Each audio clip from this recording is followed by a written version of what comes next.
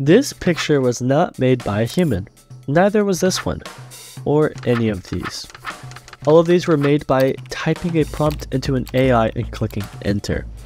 So, for the next 30 days, I'm going to try and sell AI art and see how much money I can make with my artwork. I will cover the entire process in this video, from generating art, marketing, and how to start making money.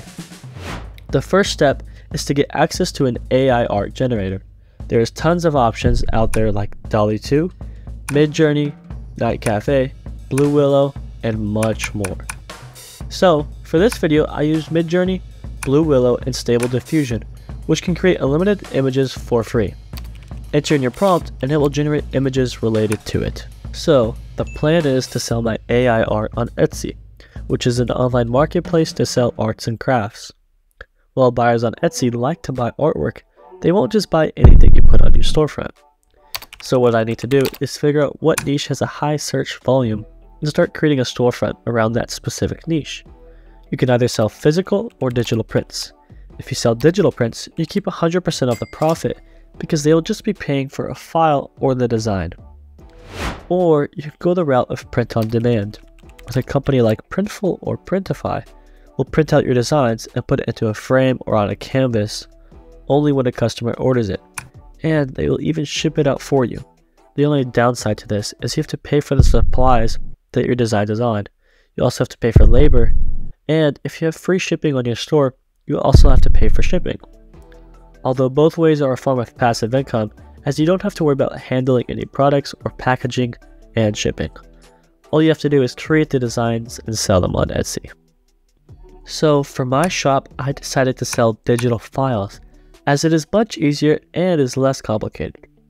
There are 4 main important elements that need to be done right in order for a product to sell on Etsy. The first one is being the photos. You need professional looking mock-ups that are designed to attract customers. I searched up on Google and found plenty of free mock-ups that I was able to use. Or you can even use Canva.com and they have free mock-ups you can use there. Next up is the title, which the main purpose is to find the listings through Etsy search and Etsy's algorithm. I'm going to fill it up with keywords that have high search volume with the least competition within my niche. The third element is tags, which is similar to the title, where you want to find high search volume and low competition keywords and add as many different keywords as possible. It's important to use every last one of your tags, otherwise you're losing an extra chance for a customer to find your listing. The last element is pricing.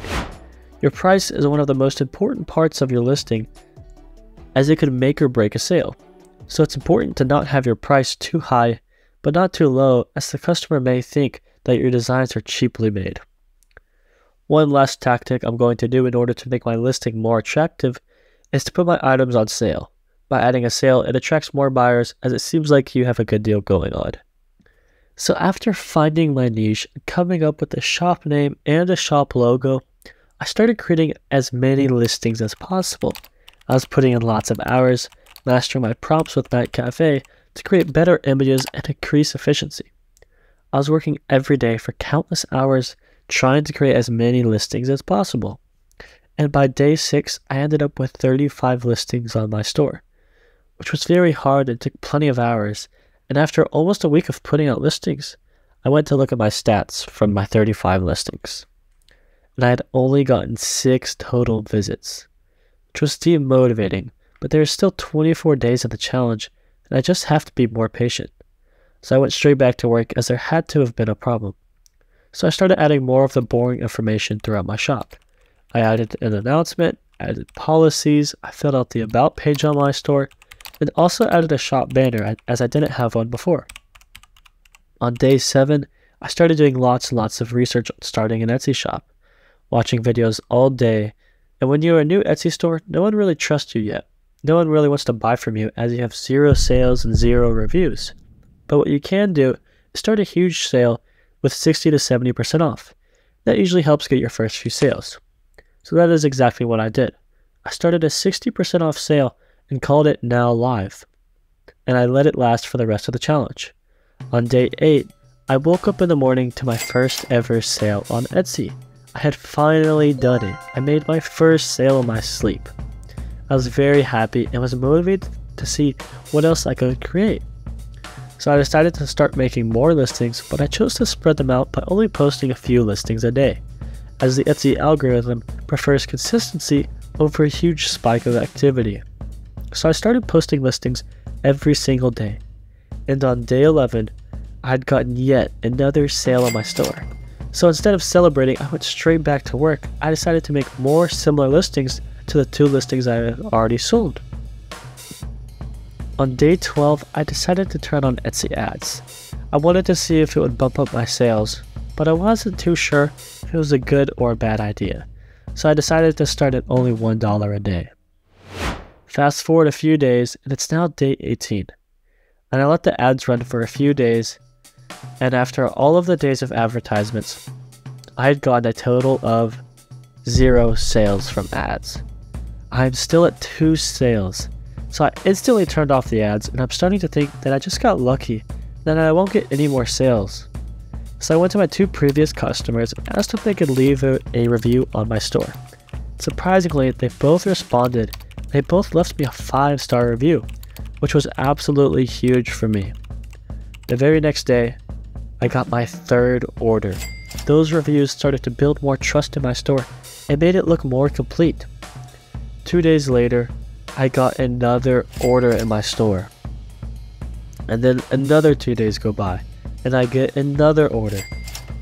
Another 2 days go by, and I get another order. And then the very next day, I get another sale on my store, bringing a total of 7 orders in the first 26 days of my Etsy store.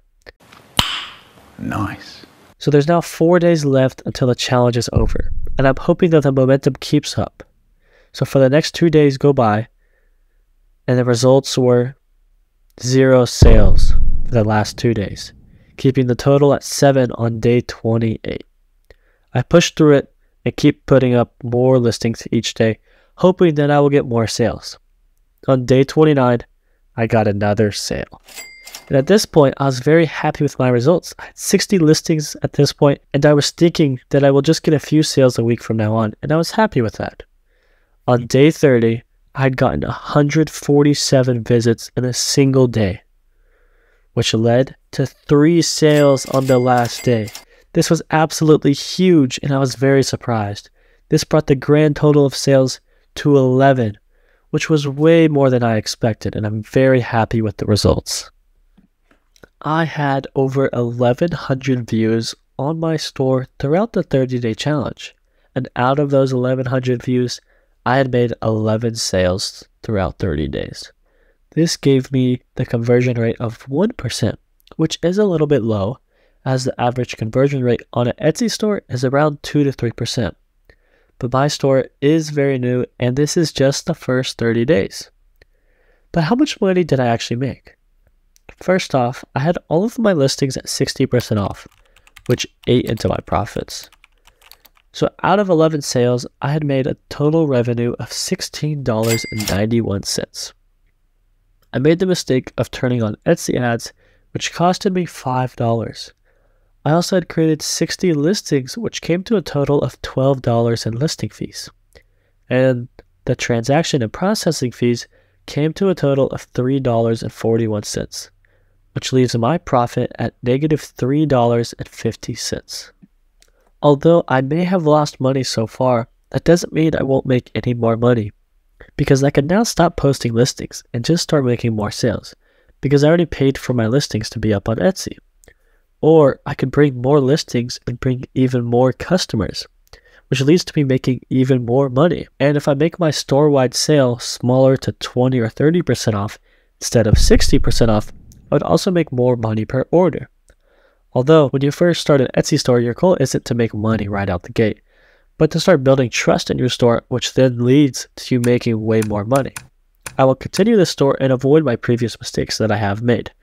If you want to see what happens in the next 30 days, then let me know by liking this video. This challenge was very fun for me, and if you want to see more content like this, then let me know by subscribing. And if you like this video, then you're going to love this video.